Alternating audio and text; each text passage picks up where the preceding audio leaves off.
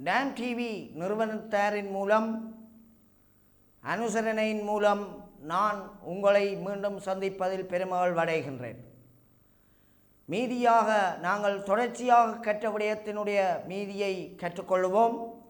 அந்த வகையில் T7 2π √L/G T7 2π √L/G என்னும் எளிய ஊசலின் அலைவுக்கான அலைவு காலம், எளிய ஊசலினுடைய சிறிய அலைவுக்கான அலைவு காலம் T7 2π √L/G.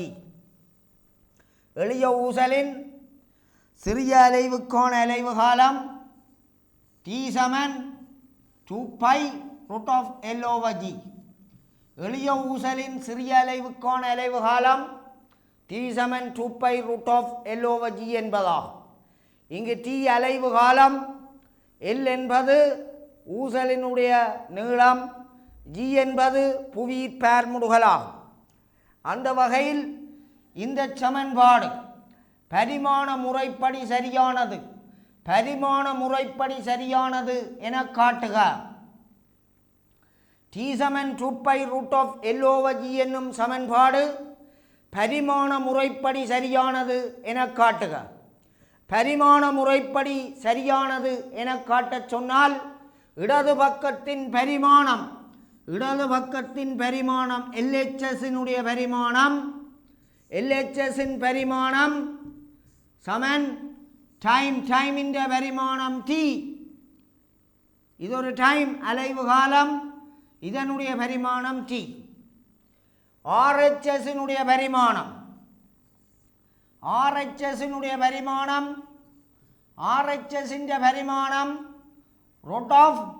√L/Gயினுடைய பரிமாணம், √L/Gயின் பரிமாணம், Lயின் பரிமாணம் கேபிட்டல் L, Gயின் பரிமாணம் LT-2. இது இந்த அரியாமடுக்கு ரூட் அண்டா அரியாமடுக்கு. ஆகவே இதனுடைய பரிமாணம் T. ஆகவே இந்த சமன்பாடு பரிமாண முறைப்படி சரியானது என்ற முடிவுக்கு நாங்கள் வரலாம். அடுத்ததாக ஒரு R ஆரவுடைய கோளம். அடுத்த கேள்வி, R ஆரவுடைய கோளம், ஒரு R ஆரவுடைய கோளம் நியூ பாகுமை குணகமுடைய திரவம் ஒன்றினுள் இயங்குகின்ற போது அதனில் தாக்குகின்ற பாகுமை விசை நீட்டா பாகுமை உடைய ஒரு திரவம் ஒன்றினுள் R ஆரவுடைய கோளம் இயங்குகின்ற போது அதில் தாக்குகின்ற பாகுமை விசை F ஆனது F = 6/A நீட்டாV ஆகும். F = 6/A நீட்டாV ஆகும். F = 6/A or நீட்டாV ஆகும். ஒரு R ஆரவுடைய கோளம் நீட்டா பாகுமை குணகமுடைய திரவம் ஒன்றினுள் இயங்குகின்ற போது அதன் இயக்கத்தை தடுக்கும் முகமாக தாக்குகின்ற பாகுமை விசை F = 6/R நீட்டாV ஆகும். F = 6/R நீட்டாV ஆகும். இங்கு நீட்டாவின் அலகு கம பரிமாணம் என்பன யாது? இங்கு நீட்டாவின் அலகு கம பரிமாணம் என்பன யாது? R ஆரவுடைய கோளம் நீட்டா பாகுமை குணகமுடைய திரவம் ஒன்றினுள் இயங்குகின்ற போது அதில் தாக்குகின்ற பாகுமை விசை F =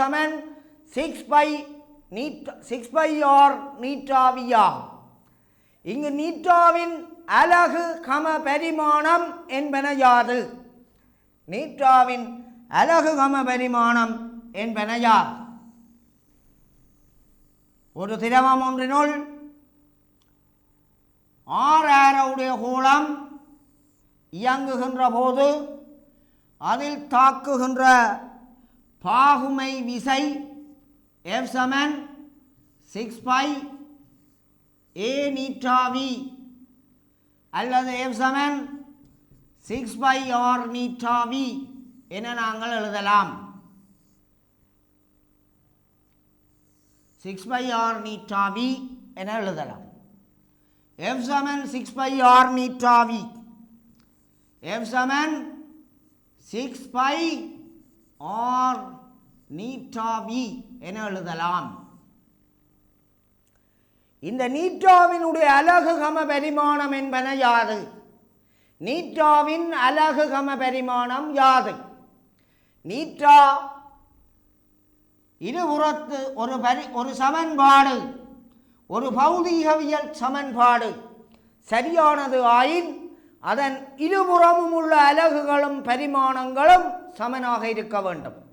ஒரு சமன்பாடு சரியானதாயின் அதன் இருபுறமும் உள்ள பரிமாணங்கள் சமனாக இருக்க வேண்டும்.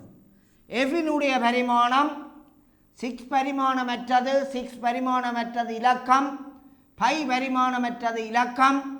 ஆகவே ஆறினுடைய பரிமாணம் தர நீட்டாவினுடைய பரிமாணம் தர வியினுடைய பரிமாணம் என எழுதலாம்.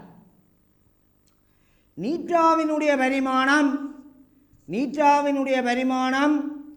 எஃபினுடைய பரிமாணம் அதன் கீழ் ஆறினுடைய பரிமாணம் தர வியினுடைய பரிமாணம் என எழுதலாம்.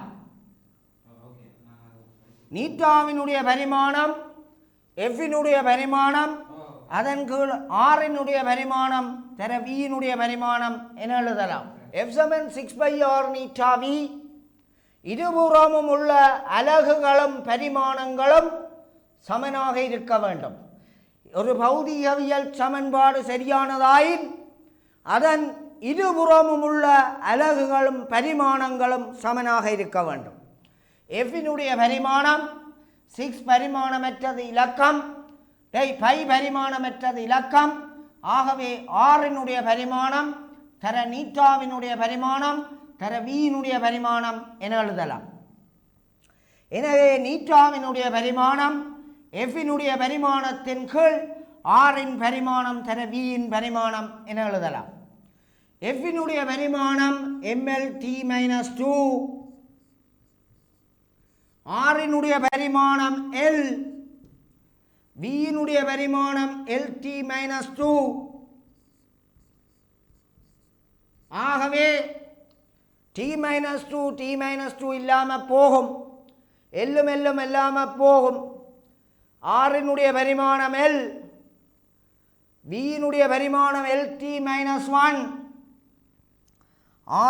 வியினுடைய பரிமாணம் lt-1, lt-1, வேகம் lt-1.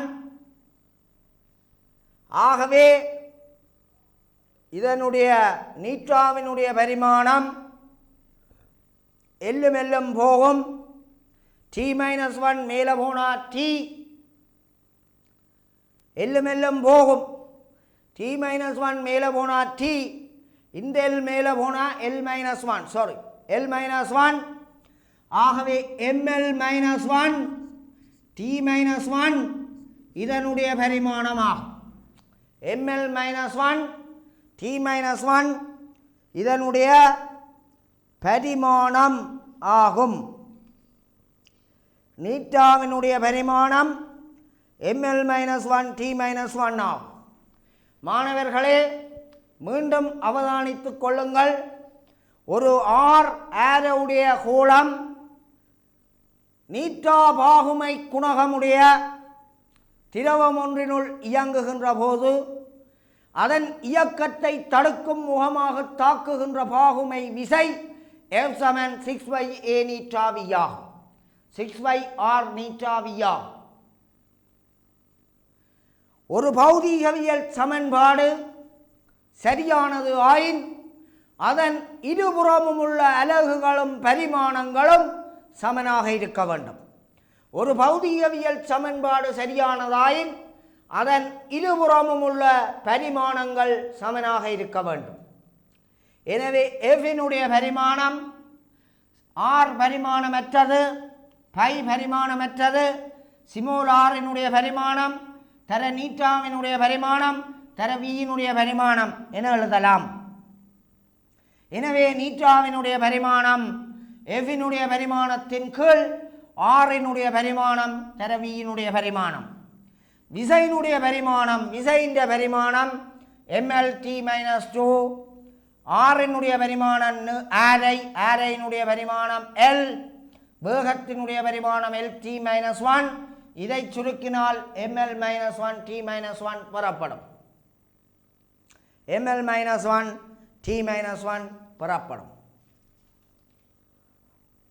ஆகவே நீட்டாவினுடைய பரிமாணம் ml-1t-1 என்பதாகும்.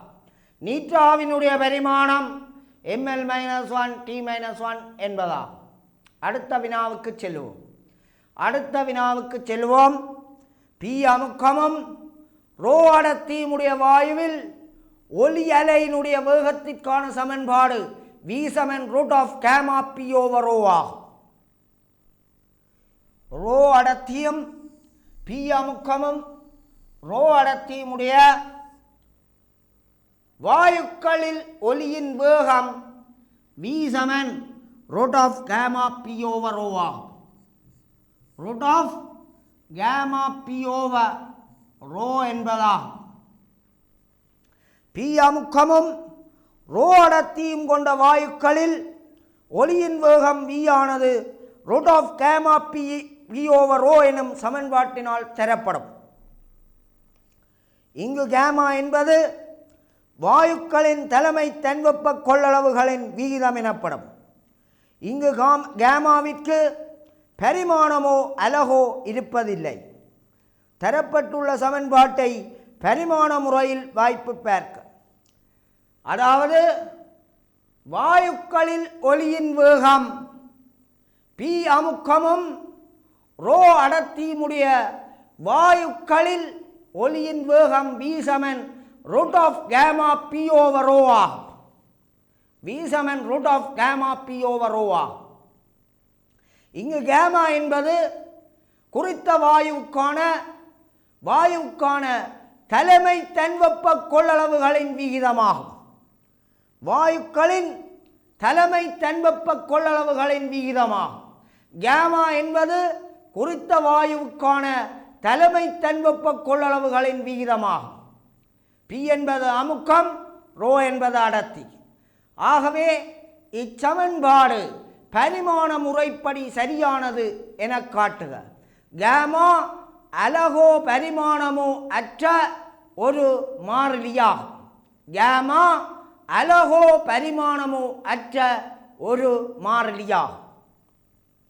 ஆகவே மாணவர்களே, இந்த சமன்பாட்டின் இடதுபுறம் வலதுபுறம் உள்ள பரிமாணங்கள் சமனானவை என காட்ட வேண்டும். அந்த வகையில் LHSனுடைய பரிமாணம் வேகத்தினுடைய பரிமாணம் LT-1 என்பதாகும். கேமா p/ρவினுடைய சமன்பாடு கேமா p/ρ என்பதனுடைய √Γ p/ρ என்பதனுடைய பரிமாணம் என்ன? அதனுடைய அறியாமடக்கினுடைய பரிமாணம் என்ன? கேமா பரிமாணமற்றது. அமுக்கத்தினுடைய பரிமாணம் ml-1t-2. ரோவினுடைய பரிமாணம் ml-3. இதனுடைய அறியாமடக்கு எம்மும் போகும். L-3 மேலே போனால் L3. எல்லினுடைய அடுக்கு 3. ஆகவே L2. L-3 மேலே போனால் L3. அது L-1 பெருக்கப்பட்ட L வர்க்கம் T-2. இதனுடைய அறியாமடக்கு L வர்க்கத்தின் அறியாமடக்கு L.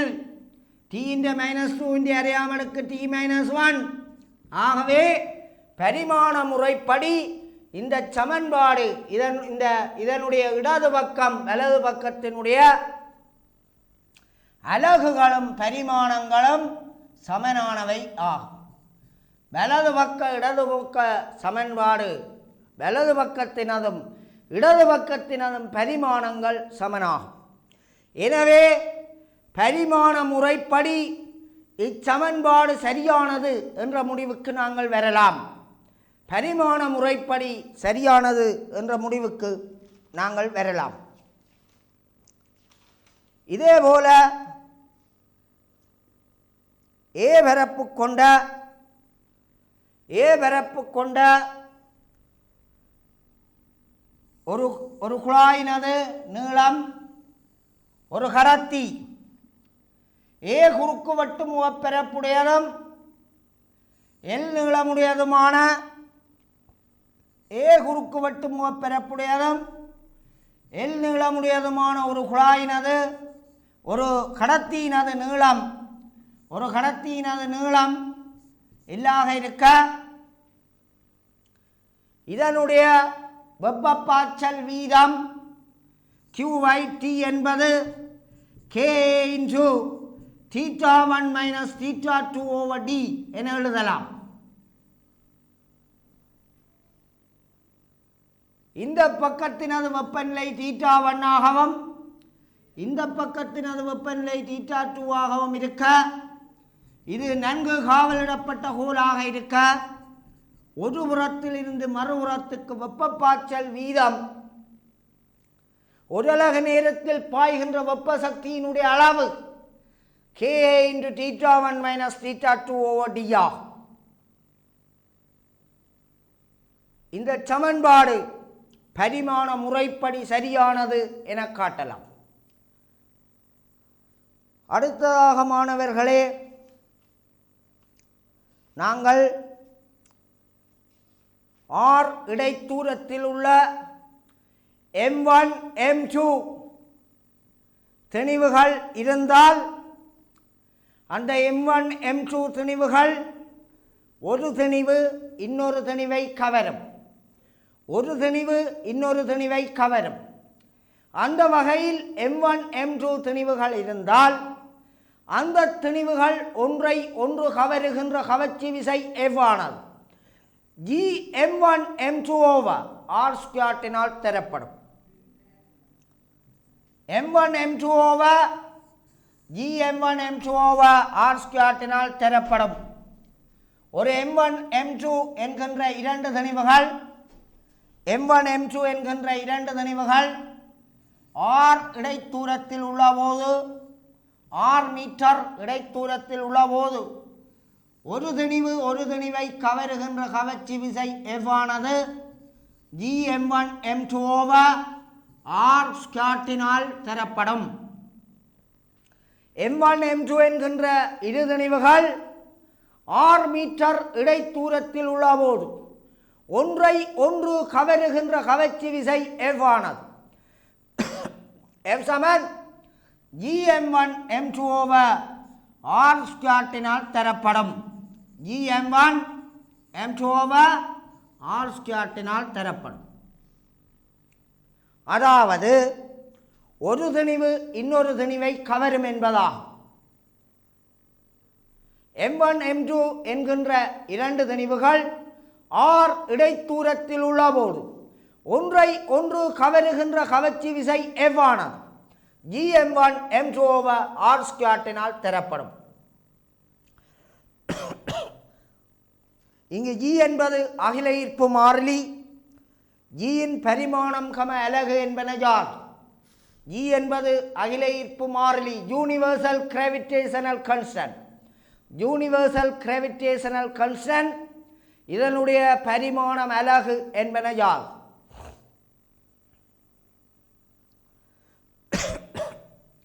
இங்கு Gயை எழுவாயாக்கினால்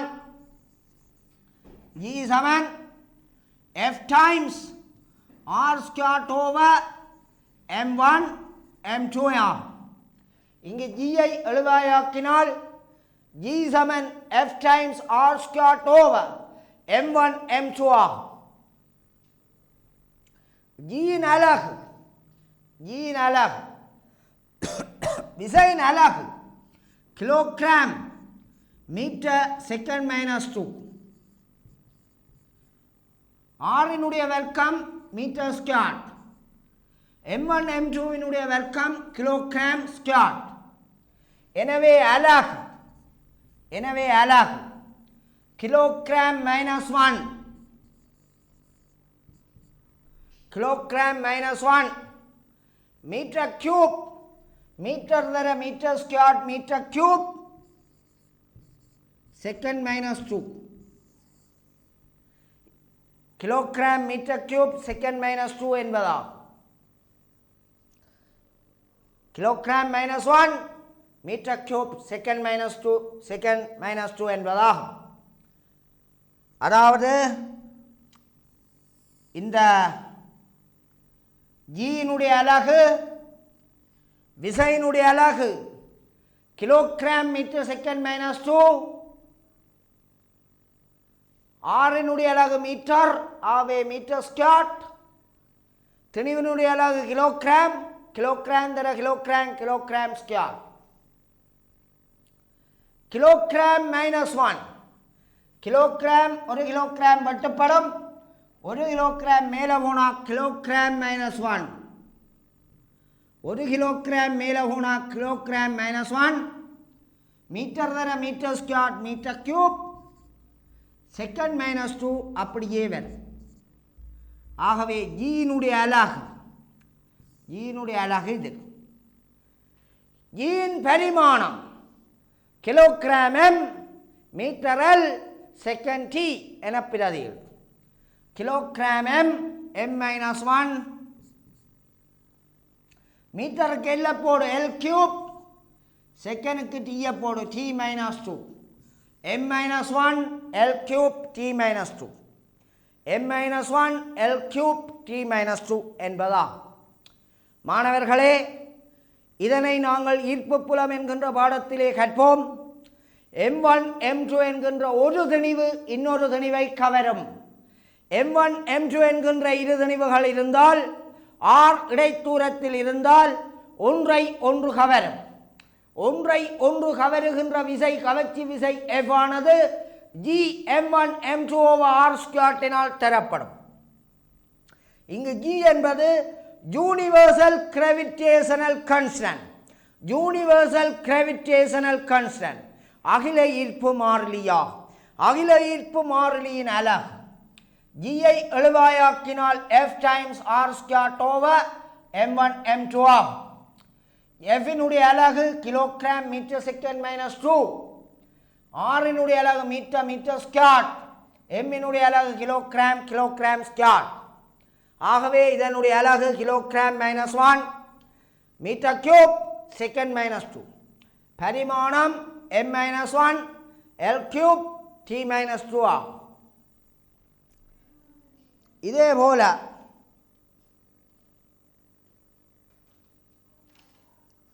இதேபோல அடுத்த வினாவாக கூறப்போகின்ற விடயம், எளிய ஊசல் ஒன்றின் அலைவு காலம் t ஆனது பின்வரும் காரணிகளில் தங்கியுள்ளது என மாணவன் ஒருவனால் எதிர்பார்க்கப்படுகின்றது. எளிய ஊசல் ஒன்றின் அலைவு காலம் t ஆனது பின்வரும் காரணிகளில் தங்கியுள்ளது என மாணவன் ஒருவனால் எதிர்பார்க்கப்படுகிறது. ஊசலின் நீளம் L, ஊசல் குண்டின் திணிவு M, புவியீர்ப்பு பார்முடுகள் G என்பனவாகும். அலைவு காலம் T-க்கான கோவையை மேலே தரப்பட்டுள்ள கணியங்கள் சார்பாக பரிமாண முறையில் பெறுக என கேட்டால் எவ்வாறு நாங்கள் இந்த வினாவினை அணுகுவது? எளிய ஊசல் ஒன்றின் அலைவுக்கான அலைவு காலம் t ஆனது பின்வரும் காரணிகளில் தங்கியுள்ளது என மாணவன் ஒருவனால் எதிர்பார்க்கப்படுகிறது. ஊசலின் நீளம் L, ஊசல் குண்டின் திணிவு சிமோலம், புவியீர்ப்பு பார்முடுகள் G ஆக இருந்தால் அலைவு காலம் T-க்கான கோவையை மேலே தரப்பட்டுள்ள கணியங்கள் சார்பாக பரிமாண முறையில் பெறுக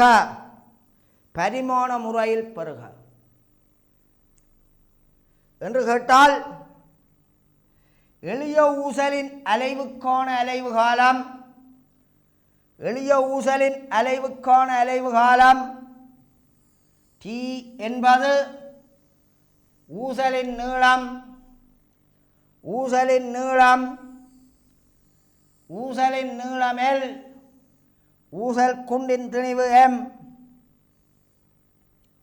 என்பனவற்றில் தங்கியுள்ளது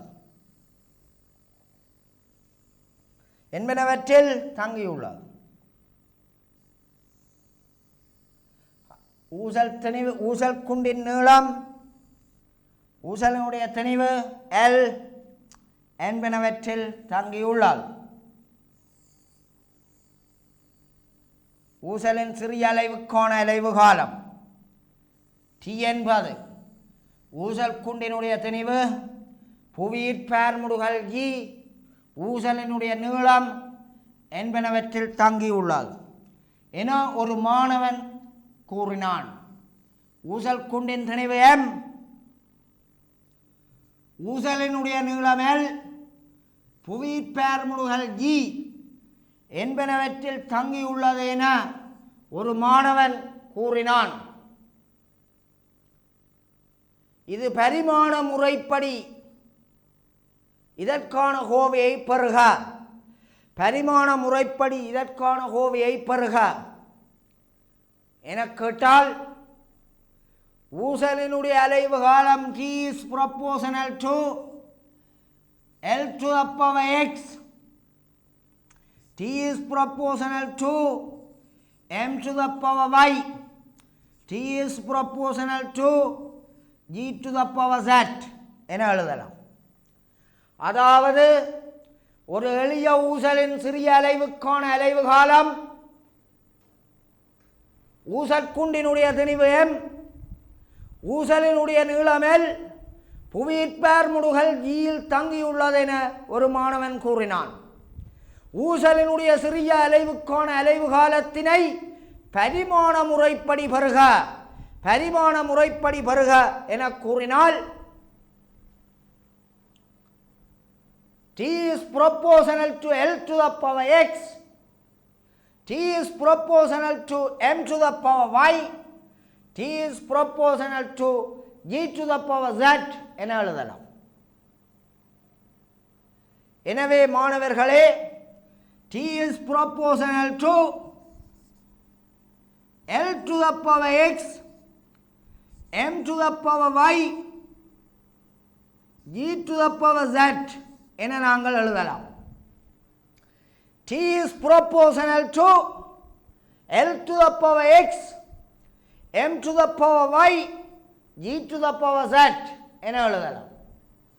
இருபுறமும் உள்ள பரிமாணங்கள் சமனாக இருப்பதை கொண்டு x, y, z என்பனவற்றை பெற வேண்டும். இருபுறமும் உள்ள பரிமாணங்களை சமப்படுத்துவதன் மூலம் x, y, z என்பவற்றை பெற வேண்டும். ஆகவே மாணவர்களே இதனை நீங்கள் குறித்துக் கொள்ளுங்கள். இந்த ஊசலினுடைய சிறிய அலைவுக்கான அலைவு காலம் அதனுடைய திணிவு M அதனுடைய நீளம் L புவியீர்ப்பார்முடுகல் Gயில் தங்கியுள்ளது என ஒரு மாணவன் கூறினான்.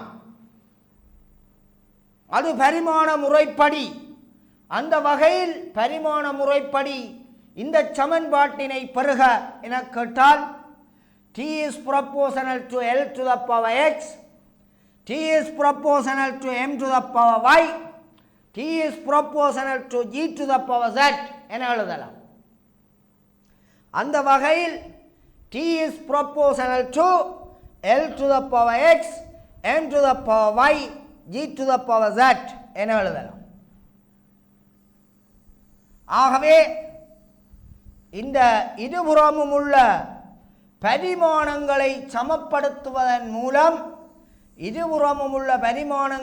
நாம் சமப்படுத்துவதன் மூலம் இதற்கான விடையினை அதாவது x, y, z இனை பெற்றுக்கொள்ளலாம். T Saman L to the power x, T Saman L to the power x, L to the power x m to the power y g to the power z என நீங்கள் எழுதலாம். t-னுடைய பரிமாணம் t என்பது அலைவு காலம், அலைவு காலத்தினுடைய பரிமாணம் L, அலைவு காலத்தினுடைய பரிமாணம் t, நீளத்தினுடைய பரிமாணம் கேபிட்டல் L, அப்ப L to the power x, திணிவினுடைய பரிமாணம் கேபிட்டல் M, கேபிட்டல் M என்ற y, புவியீர்ப்பேர் முடுகலினுடைய பரிமாணம் LT - 2, ஆர் முடுகல் LT - 2, அதனுடைய அடுக்கு y, அடுக்கு z, அதனுடைய அடுக்கு z. ஆகவே எல்லினுடைய பரிமாணத்தை சமப்படுத்துகின்ற போது இந்த பக்கம் 0, இந்த பக்கம் எல்லினுடைய பரிமாணம், இங்கே x, எல்லினுடைய அடுக்கு x, இங்கே எல்லினுடைய அடுக்கு z. ஆகவே x plus z சமன் 0. இது முதலாவது சமன்பாடு. x plus z சமன் 0 முதலாவது சமன்பாடு. இந்த பக்கம் m-னுடைய பரிமாணம் 0, இந்த பக்கம் m-னுடைய பரிமாணம் y. ஆகவே இது இரண்டாம் சமன்பாடு. இந்த பக்கம் t-னுடைய பரிமாணம் 1, இந்த பக்கம் t-னுடைய பரிமாணம் -2z. ஆகவே மாணவர்களே, இங்கு z, இங்கு z மூன்றாம் சமன்பாடு. இந்த மூன்றாம் சமன்பாட்டில் z என்பது -12 ஆகும். z என்பது -12. z -12 என்பதை முதலாம் சமன்பாட்டில் பிரதியிட x என்பது 12 ஆகும். x ½ y 0 தான். இரண்டாம் சமன்பாட்டின் படி y 0. ஆகவே x என்பது அரை, y என்பது செயறையாகும். x என்பது அரை, z என்பது செயறையாகும், y என்பது 0 ஆகும். இங்கு x என்பது அரை, y என்பது 0, z -12 ஆகும். எனவே இங்கு பிரதியிடுகின்ற போது t சமன் √L/G பெறப்படும். t சமன் √ ஒரு கன்ஸ்டன்ட் k டைம்ஸ் L/G பெறப்படும். நாங்கள் இங்கு ஒரு மாறிலி k-னை முன்னே இட வேண்டும். மாறிலி k times L to the power x, m to the power y, g to the power z என எழுத வேண்டும். மீண்டும் மாணவர்களே கூறுகின்றேன், ஒரு எளிய ஊசலின் சிறிய அலைவுக்கான அலைவு காலம் t, அதனுடைய நீளம் L, திணிவு m, புவியீர்ப்பேர் முடுகல் g-யில் தங்கியுள்ளது என ஒரு மாணவன் கூறுகிறான். ஆயின் அந்த அலைவு காலம் t k times L to the power x, m to the power y, g to the power z என எழுதலாம். இருபுறமும் உள்ள பரிமாணங்களை சமப்படுத்தலாம். Capital T L to the power x, m to the power y, LT - 2 to the power z, LT - 2, g-னுடைய பரிமாணம் LT - 2, அதனுடைய அடுக்கு z. ஆகவே x plus z சமன் 0, y சமன் 0, -2z சமன் 0, z -12, x ½, y 0. ஆகவே t சமன் k டைம்ஸ் √L/G என்பதாகும். k times √L/G என்பதாகும். மீதியை நாங்கள் அடுத்த தொடர்ச்சியிலே கற்றுக்கொள்வோம். நன்றி, வணக்கம்.